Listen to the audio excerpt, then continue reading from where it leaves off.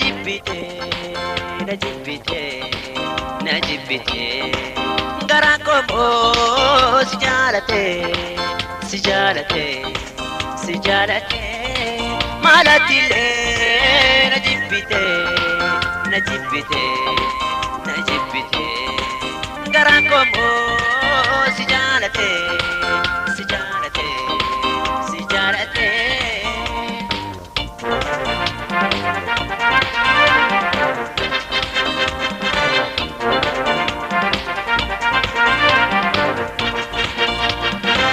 Si jaalatu maaliif na jibbite maalan balleessina maaluma dallate kuman durbaa keessa sina caalsifadhe sina wayyaa jedhee filee si jaaladhe utuu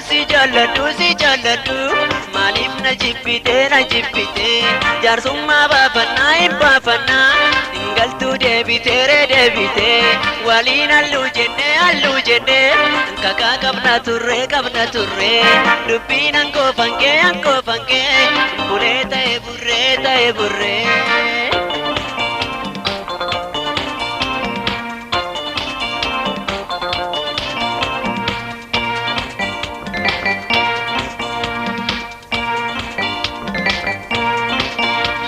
Maalattilee na jibbite garaa koo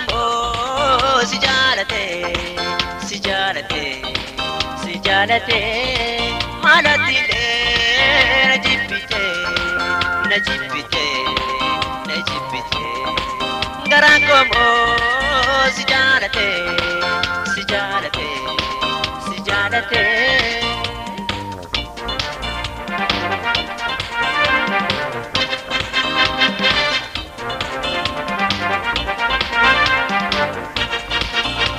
Balleessaan koo maali bachilalte otoon si jaaladhu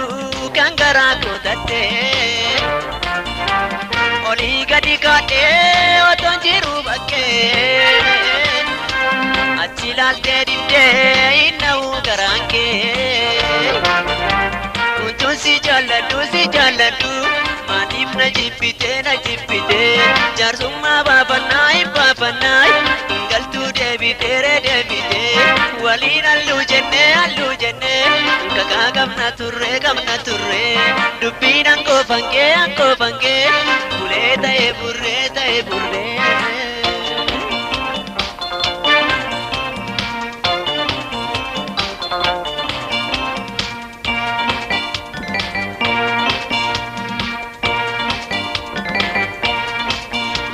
Maalattilee na jibbite garaa koo si jaalate maalattilee na jibbite garaa koo si jaalate.